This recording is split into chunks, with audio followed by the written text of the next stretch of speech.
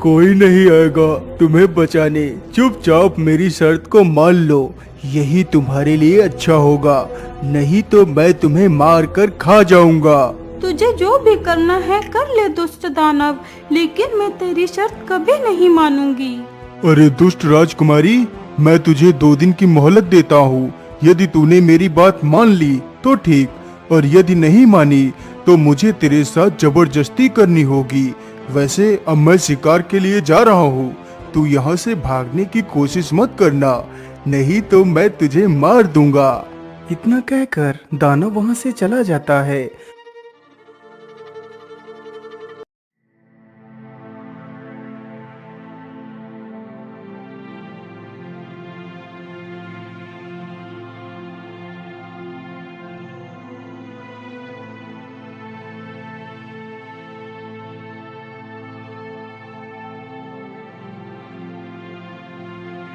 गुलाब परी, मैं भी आपके साथ पृथ्वी लोक पर चलूंगी। मुझे भी वहाँ की सुंदरता को देखना है। आप सभी लोग रोज रोज अकेले ही चली जाती हैं, मुझे साथ लेकर नहीं जाती। आज तो मैं भी आपके साथ ही चलूंगी। नहीं राजकुमारी, तुम अभी बहुत छोटी हो, पहले तुम बड़ी हो जाओ फिर मेरे साथ चलना। नहीं नहीं, मैं भी आपके साथ चलूंगी। मुझे लगता है राजकुमारी ऐसे नहीं मानेगी, मुझे इसकी खबर रानी परी को देनी होगी। अच्छा ठीक है, मैं तुम्हें अपने साथ जरूर ले चलूंगी। उससे पहले मुझे रानी परी से अनुमति लेनी होगी। चलो मेरे साथ रानी परी के पास।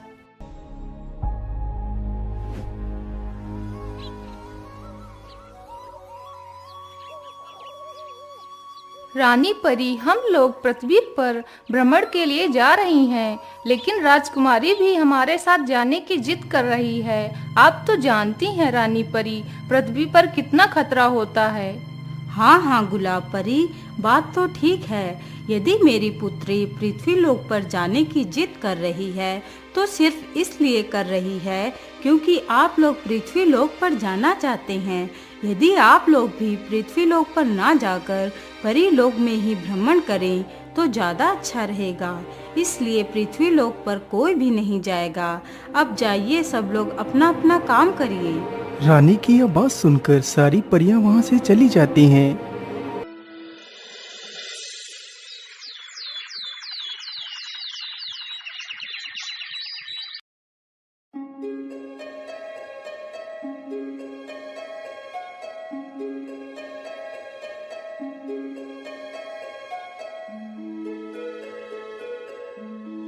अरे बहन, क्या अब हम लोग कभी भी पृथ्वी लोक पर नहीं जा पाएंगे?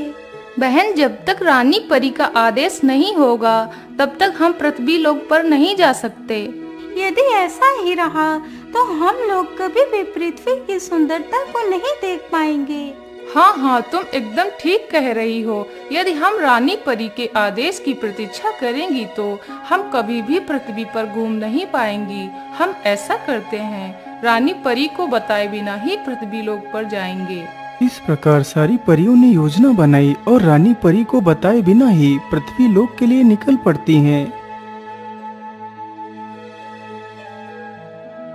अरे गुलाब परी, जरा इधर देखो, कितना सुंदर झरना है। चलो इस झरने में स्नान करते हैं। इतना बोलकर सारी परियां झरने के पास उतरती हैं और नदी में स्नान करती हैं।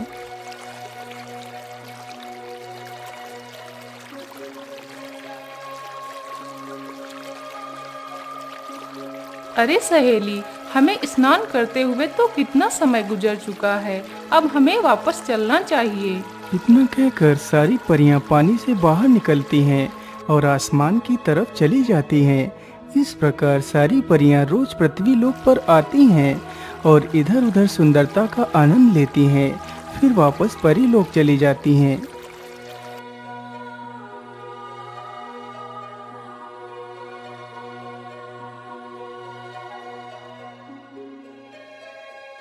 अच्छा, तो इसका मतलब सारी परियां मुझसे और मेरी माँ से छिपकर पृथ्वी लोक पर जाती हैं। अब चाहे कुछ भी हो जाए, मैं कल जरूर पृथ्वी लोक पर जाऊंगी।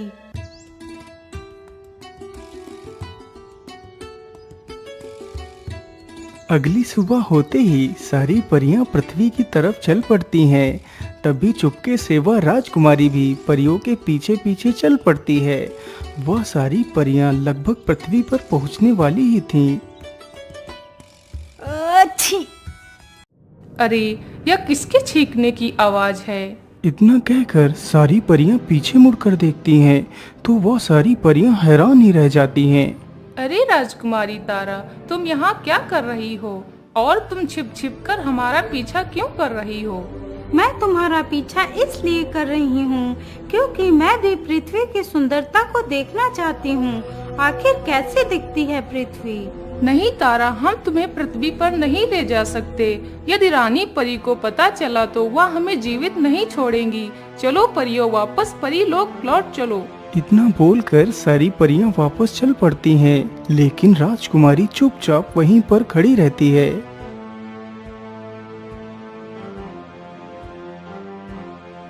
अरे राजकुमारी, तुम्हें क्या हुआ? तुम हमारे साथ वापस क्यों नहीं चल रही? नहीं गुलाब परी, मैं तुम्हारे साथ नहीं जाऊंगी। आज तो मैं पृथ्वी पर घूमने जरूर जाऊंगी। तुम्हें जाना है वापस तो जाओ, मैं नहीं जाऊंगी। राजकुमारी के मुख से यह बात सुनकर सारी परियां हैरान ही रह जाती हैं। अब तो वह सारी परियां और भी ज्यादा दुविधा में पड़ जाती हैं। यदि वह राजकुमारी को लिए बिना वापस जाएं, तो रानी परी के कहर से उन्हें कोई नहीं बचा पाएगा। राजकुमारी, तुम जिद ना करो, वापस लौट चलो। परियों के बार बार बोलने पर भी राजकुमारी अपनी जिद नहीं छोड़ती। अच्छा ठीक है, हम तुम्हें पृथ्वी पर ले चलेंगे, लेकिन सिर्फ कुछ क्षणों के लिए। फिर तुम्हें मेरे साथ वापस परीलोक लौट आना होगा। हाँ हाँ ठीक है, मुझे मंजूर है। इतना कहकर सारी परियां पृथ्वी की तरफ बढ़ती हैं। वह सारी परियां पृथ्वी पर पहुंच जाती हैं और अपने पंखों को गायब कर एक साधारण स्त्री बन जाती हैं।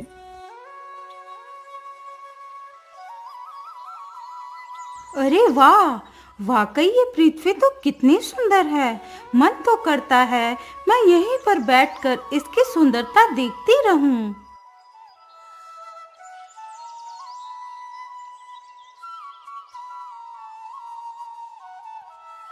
राजकुमारी, हमें वापस चलना चाहिए। हमें यहाँ पर काफी समय गुजर चुका है। अरे गुलाब परी, आप इतनी जल्दी में क्यों हैं? आप चिंता न करिए, मुझे कुछ नहीं होगा। हम लोग अभी तो आए हैं। राजकुमारी, आप समझने की कोशिश करें। यह जंगल हमारे लिए खतरों से खाली नहीं। यहाँ अनेक प्रकार के हिंसक जीव जंतु तथा देवदानव रहते हैं। इसीलिए आप मेरी मानो, आपको वापस चलना चाहिए। अच्छा ठीक है, आज तो मैं आपकी बात मानकर वापस चली जाती हूँ, लेकिन अगली बार नहीं मानूंगी।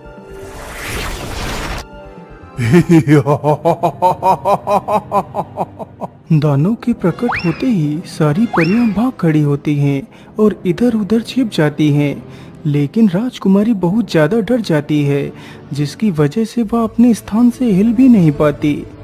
अरे वाह, तुम तो कितनी सौंदर्यवान हो। तुम तो मेरी पत्नी बनने के लायक हो। दानव की यह बात सुनकर राजकुमारी बेहोश होकर वहीं पर गिर पड़ती है।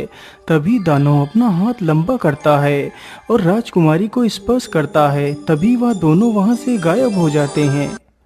हे भगवान, अब मैं क्या करूंगी? यह दानव तो राजकुमारी को लेकर गायब हो गया। अब मैं रानी परी को क्या जवाब दूंगी? इतना कहकर गुलाब परी बाहर आती है और तभी सारी परियां भी निकल आती हैं। अरे गुलाब परी, अब हम क्या करेंगे? राजकुमारी को कहाँ ढूंढेंगे? यदि राजकुमारी नहीं मिली तो रानी परी हम सबके जान ले लेगी। अरे बहन, हमें कुछ भी करके राजकुमारी को ढूंढना होगा। जब तक राजकुमारी नहीं मिलेंगी तब तक हम परीलोक नहीं जाएंगी। लेकिन गुलाब परी, हम राजकुमारी को ढूंढेंगे कैसे? ये जंगल तो हमारे लिए नया है।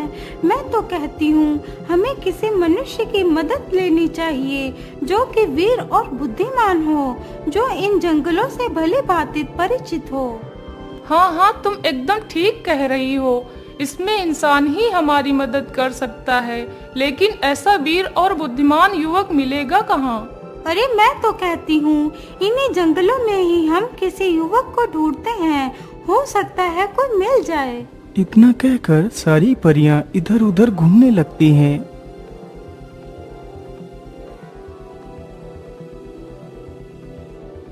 हे भगवान, धीरे धीरे इस जंगल की सारी लकड़ियां खत्म हो जा रही है। अब तो मैं अपना और अपनी बूढ़ी माँ का गुजारा कैसे करूँगा। मेरी उम्र के तो सारे लोग शहर को चले गए, एक मैं ही बचा हूँ यहाँ। आज मैं भी माँ से बात करके शहर चला जाऊंगा। अरे युवक, मेरी बात सुनो, मेरी मदद करो।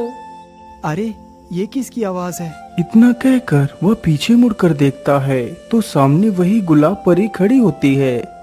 अरे राम राम राम, ये तो एक परी है। कहीं मैं कोई सपना तो नहीं देख रहा? नहीं युवक, तुम कोई सपना नहीं देख रहे, यही हकीकत है। लेकिन तुम तो एक परी हो, और एक परी की सहायता भला एक साधारण इंसान कैसे कर सकता है? युवक, मैं परी लोक से आई हूँ। फिर वह परी अपनी सारी कहानी उस युवक को बताती है। वैसे तुम कौन हो युवक, और तुम इस जंगल में क्या कर रहे हो? परी जी, मेरा नाम प्रकाश है और मैं एक लकड़हारा हूँ। मैं रोज जंगल में लकड़ियाँ काटता हूँ और उन्हें बेचकर अपना गुजारा करता हूँ। लेकिन अब आप चिंता ना करें, मैं आपकी राजकुमारी को कुछ भी नहीं होने दूंगा। मैं जानता हूँ कि वो दुष्ट दानव कहाँ पर रहता है। आप लोग मेरी प्रतीक्षा इसी स्थान पर करना, मैं जल्दी ही लौट कर आऊँगा। इतना कहकर प्रकाश वहाँ से चल पड़ता है।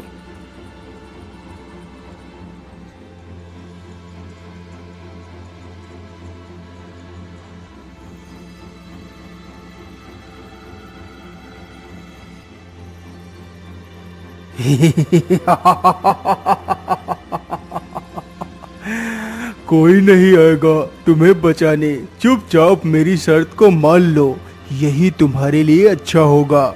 नहीं तो मैं तुम्हें मार कर खा जाऊंगा। तुझे जो भी करना है कर ले दुष्ट दानव, लेकिन मैं तेरी शर्त कभी नहीं मानूंगी। अरे दुष्ट राजकुमारी, मैं तुझे 2 दिन की मोहलत देता हूँ। यदि तूने मेरी बात मान ली तो ठीक, और यदि नहीं मानी तो मुझे तेरे साथ जबरदस्ती करनी होगी। वैसे अब मैं शिकार के लिए जा रहा हूँ, तू यहाँ से भागने की कोशिश मत करना, नहीं तो मैं तुझे मार दूंगा। इतना कहकर वह दानव वहाँ से चला जाता है।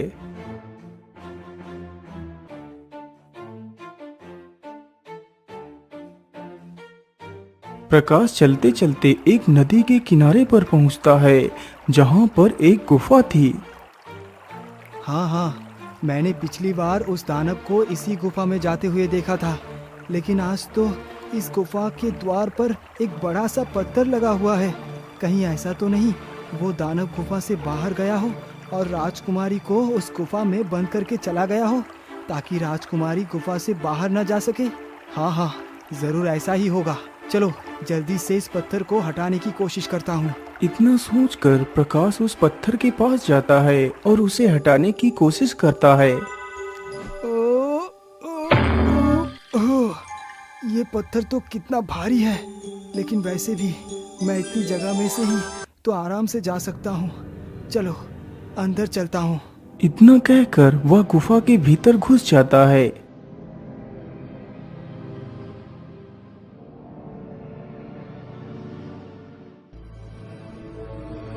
हे भगवान, इस गुफा के अंदर तो कितना अंधेरा है। पता नहीं वो राजकुमारी कहाँ पर है। लकड़हारा काफी देर तक गुफा में इधर उधर घूमता है, लेकिन राजकुमारी कहीं भी नजर नहीं आती। इतनी देर से मैं इस गुफा में घूम रहा हूँ, लेकिन अभी तक मुझे राजकुमारी का कोई पता नहीं चल पाया है। पता नहीं उस दुष्ट दानव ने राजकुमारी को कहाँ पर रखा हुआ है।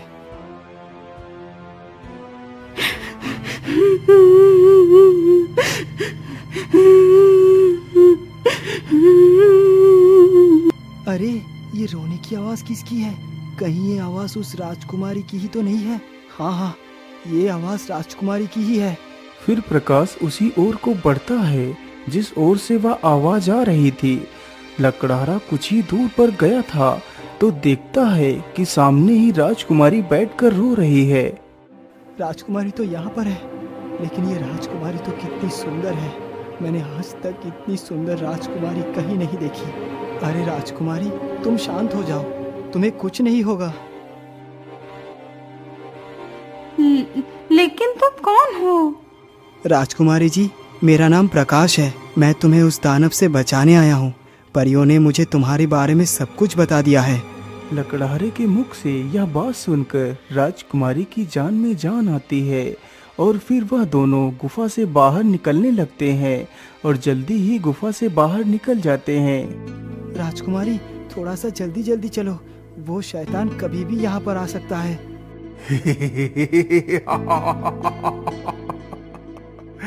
अरे दुष्ट युवक, इतनी भी जल्दी क्या है? क्या तुम मुझसे मिले बिना ही चले जाओगे? अरे दुष्ट, तुझे क्या लगा तू मेरी राजकुमारी को चुरा कर ले जा सकता है? चुपचाप राजकुमारी को छोड़कर चला जा, यदि अपनी जान की सलामती चाहता है तो। अरे दुष्ट दानव, मेरे होते हुए तू राजकुमारी को छू भी नहीं सकता। अच्छा, ऐसी बात है तो फिर ये ले, मैं यहीं से खड़े खड़े ही राजकुमारी को छूता हूँ। देखता हूँ तू मेरा क्या करता है। इतना कहकर दानव अपना हाथ लंबा करता है और राजकुमारी को छूने की कोशिश करता है। तभी प्रकाश अपनी कुल्हाड़ी से दानव का हाथ काट देता है। एक हाथ कटते ही दानव अपना दूसरा हाथ राजकुमारी की तरफ बढ़ाता है।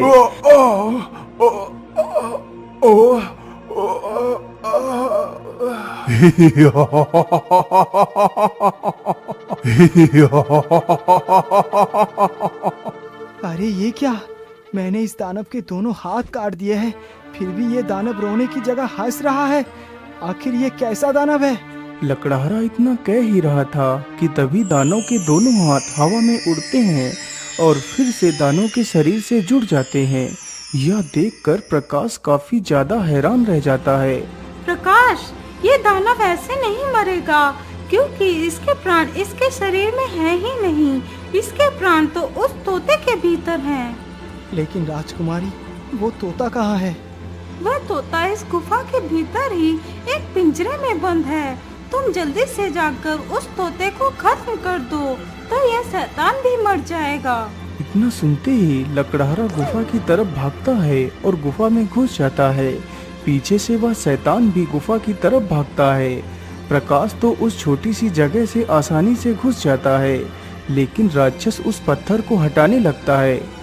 जब तक वह पत्थर हटाता है तब तक लकड़हारा उस तोते के पास पहुंच जाता है और जल्दी ही उस पिंजरे से उस तोते को बाहर निकाल लेता है। अरे युवक, तुम्हें मुझे मार कर क्या मिलेगा?